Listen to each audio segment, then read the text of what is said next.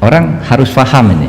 Assalamualaikum warahmatullahi wabarakatuh. Warganet yang berbahagia, kita bersyukur hidup di Indonesia sebagai negara yang merdeka, sebagai tanah air kita. Mari cintai tanah air kita ini agar kita bisa melaksanakan perintah Allah dengan sebaik-baiknya. Dengan tingkat kepuasan yang akan sampai 82,2%, banyak yang meyakini, analis politik satu suara mengatakan bahwa Jokowi adalah Kingmaker 2024. Saya mau kembali ke soal elektabilitas Anies yang terus merosot ya.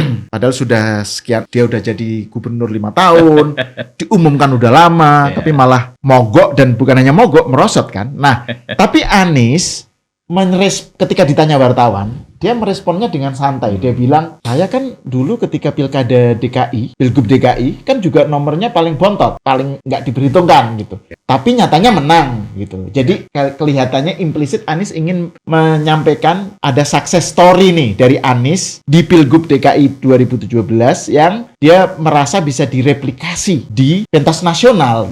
Menurut Adi gimana? Pandangan Anies ini, apakah ini sesuatu yang realistis gitu? Bagi saya peristiwa politik Jakarta 2017 itu eksepsional ya, kecualian lah. Dan itu tidak bisa disimplifikasi di banyak tempat. Bahwa itu adalah argumen optimistis ya. Politisi itu kan harus berpikir optimis. Jadi Anies ini harus dibaca sebagai politisi, ingin menyemangati para pendukungnya. Sekalipun di survei itu paling buncit, nomor 3 dibandingkan Ganjar dan Prabowo misalnya. Jangan pernah patah arang. Bahkan bukan hanya soal kasus Jakarta. Sekarang footnote-nya agak banyak, Bang. Kemenangan Erdogan. Oh iya, betul-betul. Kemenangan Erdogan. Ya. Itu kan ingin melipat gandakan pendukung politiknya. Tentu saya tidak ingin mengatakan itu sebatas hiburan ya, atau menghibur supaya mesin politik dan pendukungnya ini terus semangat dan terus semangat ya. Bagi saya tidak bisa disimplifikasi. Ini pilpres, Bang, bukan pilkada. Dan saat itu lawan Anies itu adalah orang yang sudah ditetapkan sebagai tersangka. Tersangka penista agama lagi. Iya, non-Muslim. Dianggap penista dari segi etnis dan agama minoritas. Lawannya di 2024 kalau Anies jadi maju, ini kan mayoritas semua, Ganjar Jawa, Islam dan dekat dengan NU, Prabowo juga begitu, dekat dengan kelompok-kelompok NU dan seterusnya dan seterusnya. Jadi tidak bisa membandingkan 2017 dengan 2024 itu. Ini tidak apple to apple, tapi apple to orange. Itu satu hal. Kemudian kenapa Anies misalnya elektabilitasnya stagnan ataupun turun? Kalau mendengar statementnya elit Nasdem misalnya, itu karena PKS dan Demokrat nggak maksimal. Nah, jadi udah ini mulai kan salah-salahan nih. Ini perang saudara aja, Bang. Bagaimana mungkin? Ini kita tidak kutip. Ini pernyataan elit kok. Ini Waketum yang ngomong, Waketum Nasdem. Oh, jadi Waketum Nasdem bilang bahwa ini ada masih banyak sekali. Saya screenshot di media udah banyak. Jadi karena PKS dan Demokrat nggak maksimal gitu menurut dia ya? Iya, itu pernyataan Ahmad Ali kok. Ada kok di media. Sampai hari ini belum di-delete itu berita di mana-mana. Yang kedua, kenapa Anies itu misalnya elektabilitasnya tidak bisa menempel ketat Prabowo dan Ganjar? Menurut versinya Demokrat itu karena tidak kunjung mengumumkan cawapres. Oke. Iya. AHY sebagai wakil. Kita ini belum mengutip variabel-variabel lain loh. Ini di internalnya sendiri sudah dijelaskan kenapa Anies itu tidak naik secara signifikan. Ini dua partai yang nggak maksimal di luar Nasdem dan tidak kunjung mengumumkan AHY sebagai wakil. Udah itu aja kan yang kemudian muncul dari internal. Kalau kita mau tambahkan faktor-faktor eksternal, tentu harus dikatakan semakin tinggi tingkat kepuasan publik terhadap Jokowi, semakin sempit pula ya kelompok-kelompok yang anti terhadap pemerintah ini yang kemudian akan memilih Anies Baswedan. Tingkat approval rating Jokowi yang hampir 80% itu kan sebenarnya mempersempit ruang gerak pemilih Anies. Kalau mau jujur mau ditambahkan satu hal, Anies ini kan sebenarnya tidak terlampau mewakili wajah kubu oposisi.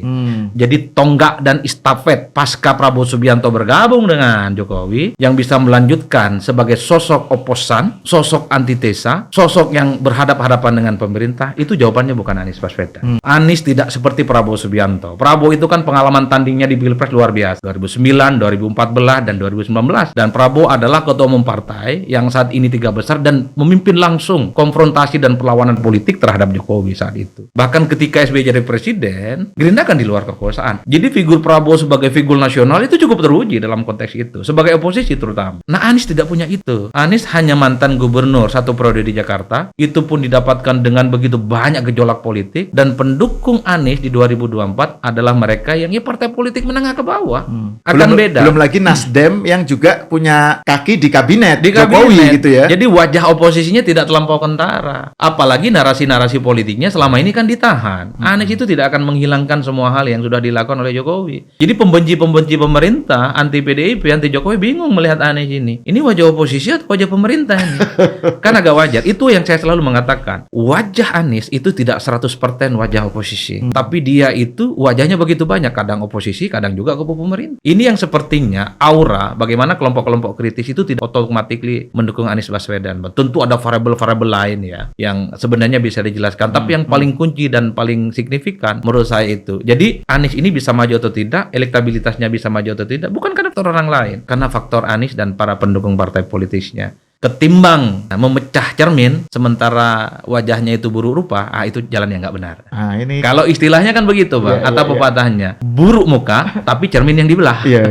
Buruk muka, survei yang dibelah.